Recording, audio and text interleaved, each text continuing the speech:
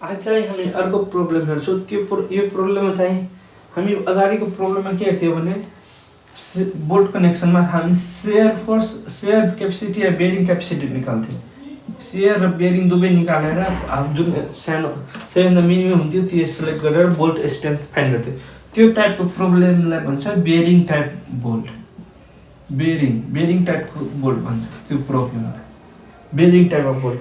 अब यो अर्को टाइप यो प्रब्लममा हामी यो बुझ्छौँ कि यो बेरिङ टाइप अफ बोल्ट त हामी प्रब्लम सोल्भ गरिसक्यो। यो प्रब्लम भनेर फ्रिक्सन टाइप अफ बोल्ट,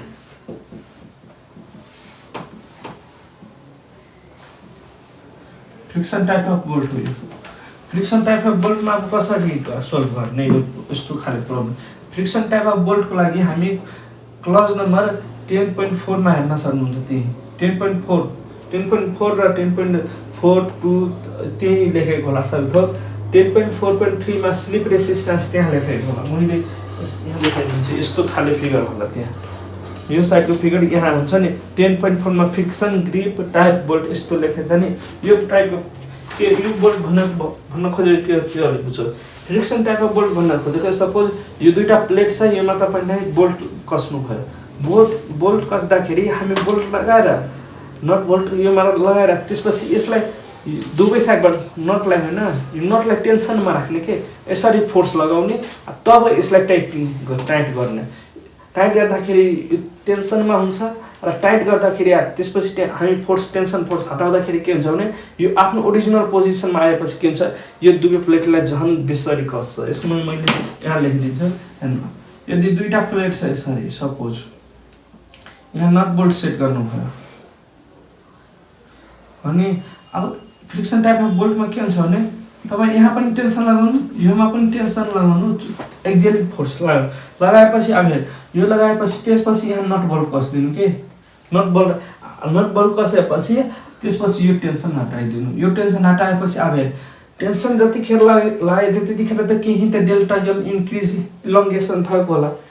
त्यसपछि तपाईँ रिभ्यू गर्नुहुन्छ भने फेरि आफ्नै पोजिसनमा आउँछ, किनकि विदिन इलास्टिसिटी हामी टेन्सन लगाइरहेछौँ भने फेरि आफ्नै पोजिसनमा आउँदाखेरि त फेरि त्यो डेल्टा यल त फेरि डिक्रिज हुन्छ, हो कि होइन। ओरिजिनल पोजिसनमा आउन खोज्छ त्यतिखेर के भन्छ, यो प्लेटलाई बेसरी यो दुवै प्लेटलाई बेसरी के हुन्छ भने होल्ड गरेर राख्छ। त्यस्तो टाइप अफ बोल्टलाई भन्छ फ्रिक्सन टाइप बोल्ट। अब यो टाइप बोल्टलाई कसरी प्रब्लममा सोल्भ गर्ने हेर्नु। क्वेसन कसरी दिएछ the connection shown in the figure. यो फिगरको क्वेसन छ नि, त्यो यहाँ छ। चारवटा बोल्ट छ, पिच डिस्टेन्स कति छ भन्ने 75 छ, इन डिस्टेन्स कति छ भने 40 छ। यो चाहिँ गसेट प्लेट छ, यो ब्राकेट प्लेट। यसको डाइमेन्सन यो 40 भनेको 12 भनेको थिकनेस हो यसको चाहिँ गसेट प्लेटको थिकनेस 16 हो। यति बुझिसक्नु। यो 20 mm डायमिटर बोल्ट भन्छ, 4.6 ग्रेड अफ बोल्ट भन्छ, यो थाहा छ हामीलाई। अब हेर्नु सेयर प्लेन केमा छ, सेयर प्लेन थ्रेड जोनमा छ। टु कनेक्ट एन्ड आइएसएफ यो भन्न खोजेको के भन्नु, एउटा प्लेट छ के, एउटा प्लेट छ, त्यसको थिकनेस यति छ। यो एक्स कति छ, यो 150 छ नि। 150 भनेको यसको विड्थ, यो डाइमेन्सन 150 भनेको यो डाइमेन्सन। यति बुझ्नु सक्नु मलाई विथ अ गसेट प्लेट। अब के अब हेर्नु, design the strength of joint if के भन्छ स्लिप इज नट परमिटेड। के भन्छ स्लिप यदि परमिटेड छैन। यो स्लिप इज नट परमिटेड भनेको अलि त्यो पनि बुझ्नुपर्छ।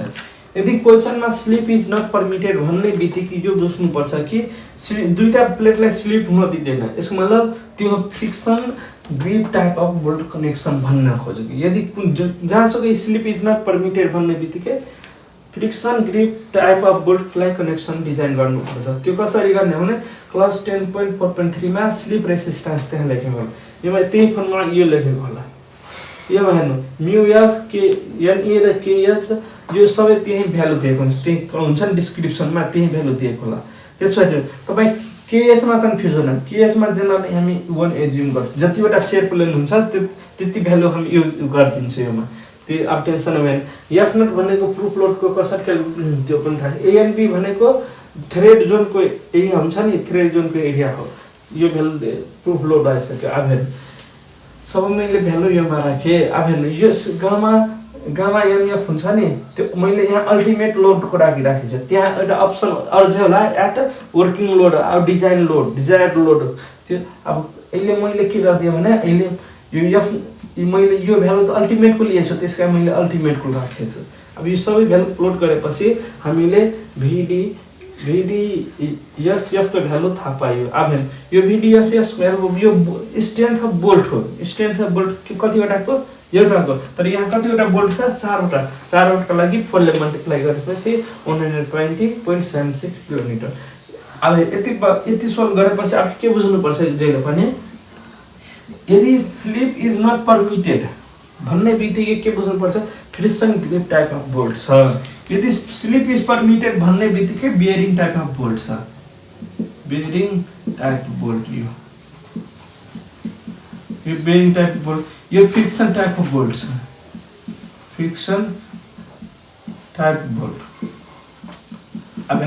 अब स्लिप इज परमिटेड भन्छ फेरि यो त बियरिङ टाइप अफ बोल्ट हो अब बियरिङ टाइप अफ बोल्टमा हामी के गर्थ्यौँ भने सेयर स्ट्रेन्थ र बियरिङ स्ट्रेन्थ निकाल्थ्यौँ जुन मिनिमम हुन्छ त्यो लिन्थ्यौँ त्यही हामी प्रोसेस यहाँ गरिदिन्छौँ अब यसको लागि हामी के गर्छौँ भने अब बी नम्बरमा के छ स्लिप इज परमिटेडमा हामी एक के गर्छौँ भने शेयर क्यापेसिटी यो त थाहै छ शेयर क्यापेसिटी निकाल्ने फर्मुला हामी क्लजबाट हेर्न सक्छौँ त्यो शेयर क्यापेसिटीको के छ भने VDSB is equal to FUB root 3 gamma MB MN B plus MN यो अब हेर्नु योमा के हुन्छ भने thread is in the shear plane के छ thread is in the shear plane भन्ने बित्तिकै यसमा मतलब के हो shear plane कहाँ छ thread जोनमा छ thread जोनको पोर्सन त यो त सेम पोर्सन यसमा मतलब यो भ्यालु के भ्यालु 0 किनकि यहाँ एउटा किन छ भने शेयर प्लेन मात्रै तपाईले यो साइडबाट हेर्नुहुन्छ नि त्यसको कसरी फिगर आउँछ भने यस साइडबाट हेर्नुहुन्छ भने यो साइडबाट यसको फिगर कसरी आउँछ यो गसेट प्लेट छ भने तपाई यो प्लेट छ नि ISF यो ISF प्लेट हो ISF प्लेट यो गसेट प्लेट हो अब हेर्नु यसरी तपाईले नट बोल्ट सेट गर्नुभयो यहाँ कतिवटा शेप प्लेन छ एउटा त्यसै कारण हामी एउटा मात्रै छ त्यो पनि शेप प्लेन कहाँ बन्दी छ भने थ्रेड जोनमा छ थ्रेड जोनमा यसको भ्यालु 1 छ यसको भ्यालु 0 छ अब त्यसपछि हामी if you ultimate strength of bolt कति छ 400 MPa 400/3 मल्टिप्लाई बाइ यसको भ्यालु टेबल 5 बाट हामी लिन सक्छौं गामा एमबी को भ्यालु 25 अब यसको भ्यालु 1 भयो किनकि यो थ्रेड जोनमा छ त्यसैले यसको भ्यालु 1 यसको भ्यालु 0 थियो अब यसको एरिया कति थियो हामी जुन 7.8 π/4 22 स्क्वायर एरिया यसलाई सोल्भ गर्नुहुन्छ भने आन्सर आउँछ त्यसपछि अब के थियो भने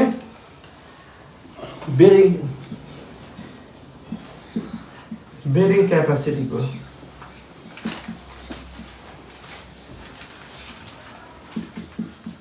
बेरिङ क्यापेसिटीको त्यो क्लज हामी त्यो त सजिलै हुन्छ अब हामीलाई के छ भने 2.5 kb dt FU by gamma mb अब यदि आएपछि यसको भ्यालु के देखिन्छ 2.5 अब kb d भनेको 20 अब थिकनेस यो त यो 12 थिकनेस यो 16 थिकनेस टी भनेको मिनिमम हुनुपर्छ दुईटै भन्दा के हुन्छ 12 भइहाल्यो यो 12 मैले लिएछु त्यसपछि यो प्लेटको स्ट्रेन्थ कति छ दिएकै छैन FUB कति दिएकै छैन भने प्लेटको स्ट्रेन्थ कति भन्छ 410 यो गामा केबी को भ्यालु थाहा छैन अहिले गामा एमबी को भ्यालु 1.25 अब गामा एमबी को भ्यालु सजिलो हुन्छ अहिले किनभने हामीलाई पिच डिस्टेन्स र इन डिस्टेन्स अलरेडी दिइसकेको छ त्यसैले गामा एमबी को भ्यालु हेर्नु केबी गामा एमबी भन्छ केबी को भ्यालु p/3 d नट थियो एउटा p/3 d naught 0.25 FU by FU, FUB by FU 1.0। अब E by 3D नट। अब E भनेको कति हो? E भनेको 40, 3 D नट भनेको कति हो? 22 लिएपछि कति आयो? यो 0.606। अब त्यस्तै सिमिलरली P को हेर्नु, P को कति भ्यालु छ? 75, 3 into 22 minus 0.25। यसको भित्र कति हो? 0.886। अब यो 0.9 को रेन्जमा होला, यो 1.0 होला। अब यो त मिनिमम 0.06 हो, त मैले यहाँ 0.06 राखिदिएँ। Multiply by 0.0606। अब हेर्नु त्यसको value absolve 0.4, 20 multiply 12 multiply 720, 710 0.606 divide by 1.25। यसलाई सोल्भ गर्नुहुन्छ भने यसलाई सोल्भ गर्नुहुन्छ भने कति आयो भने 119.23 किलोमिटर। अब बेसी अब हेर्नु सिमिलर यसलाई सोल्भ गरिहाल्नु भने 400 multiply √3 1.25 multiply 0.78 by 5/4 20 per square। अब यस कति हो? 45.27 किलोमिटर। अब बोल्ट स्ट्रेन्थ भनेको यो दुई भन्दा मिनिमम कुन छ? Bolt strength therefore bolt strength कति आयो भने 45.27 यति थाहा भयो। अब हेर्नु अब कतिवटा बोल्ट छ? किलोन्युटन। अब यहाँ त 4वटा बोल्ट छ, 1 2 3 4। यसको मतलब 45.27 मल्टिप्लाई बाइ 4 गरिदिन्छु। किन 4वटा बोल्ट छ, यसको स्ट्रेन्थ कति हो? Therefore total STRENGTF is equal to 45.27 multiply by कति 4 इज इक्वल टु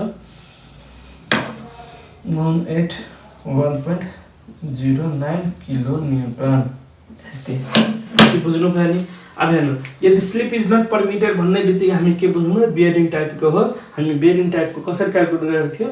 सियर र क्यापेसिटी निकालेर मिनिमम जो त्यो लिन्थ्यो। यसको मतलब अहिले बोल्ट स्ट्रेन्थ यति हो, यसको 4वटा अहिले छ भने 4वटा कति स्ट्रेन्थ हुन्छ भन्ने यति हुन्छ। यति हो हामी फ्रिक्सन टाइपमा बोल्ट। अब पर्छ हामी वेल्ड कनेक्सनतिर। अब हामी अर्को भिडियोमा